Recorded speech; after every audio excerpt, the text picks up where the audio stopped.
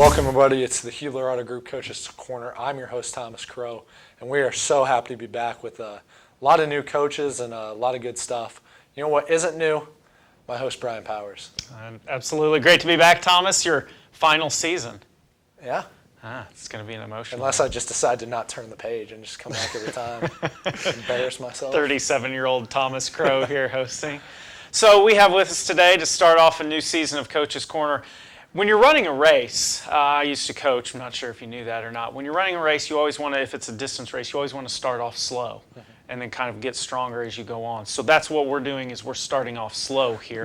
With us, we have the new cross-country coach, boys cross-country coach.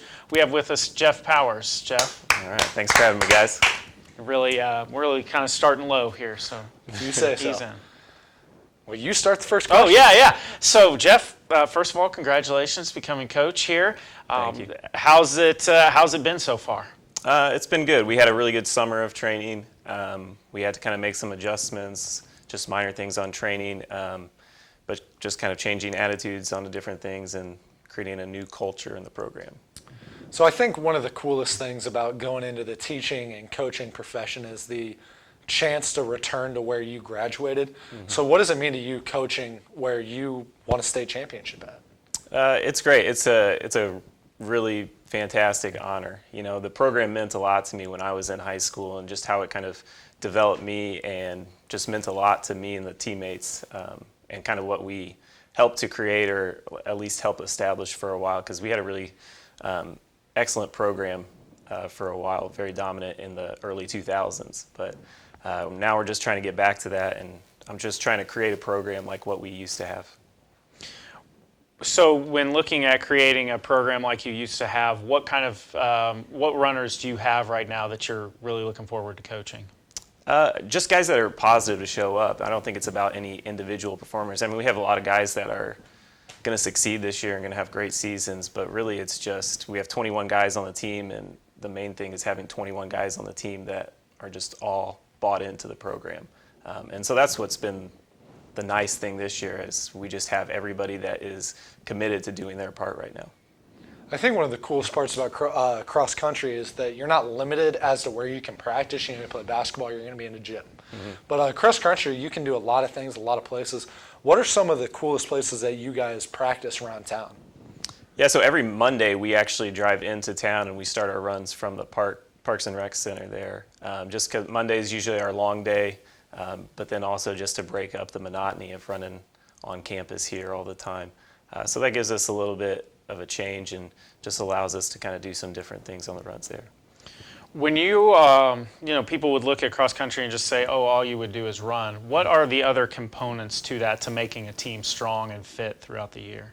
So we do a lot of core work too. That's just abs, right? You just do just like abs, yeah. 8-minute abs. Just 8-minute abs, Okay. just straight sit up the entire time. Yeah. No, we do a lot of stuff. Just yesterday we did a core exercise that kind of works on hip development, hip strength, because when runners start to fatigue in a race, their form breaks down. And so if we can do something that prevents them from wasting any more energy in a race, that's going to be beneficial to them. So we'll do that.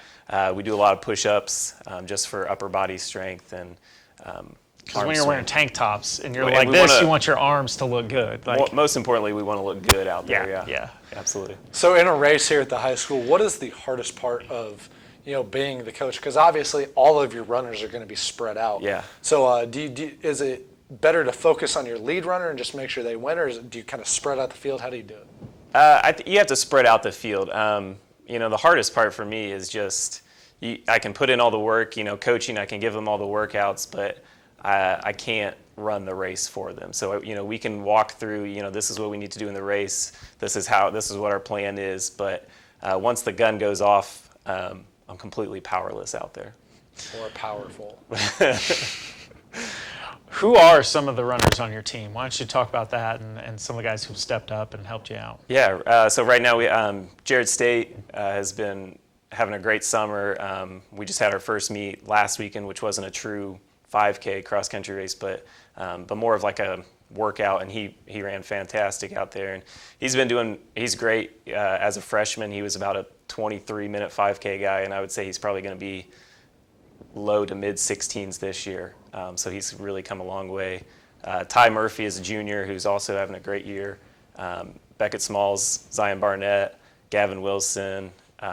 We've got a really good core group in that top 5 right now, but we also have a lot of guys that are 6, 7, 8, 9 position that are just going to be pushing everybody else.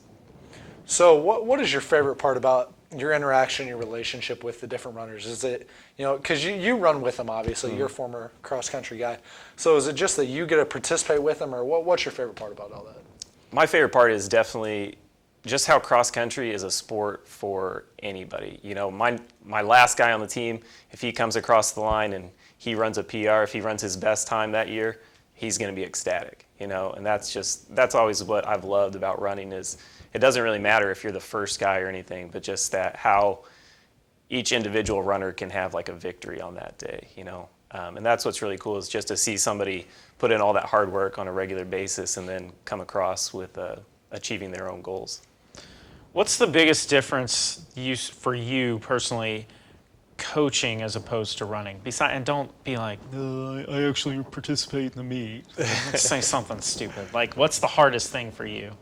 Like I said before, not being able to do the race, not being able to have that kind of mindset and just being completely like powerless, just hoping that everything that I've done throughout the week has been the right thing, that we're on the right track. So, and I think also another big part of it is once the race is over, you start trying to adjust things in your head. Okay, we need to do this, we need to do that, we need to do less mileage, we need to do more of these types of workouts. And sometimes you kind of have to step back and say, what's the big picture here? What are we looking at for the entire season?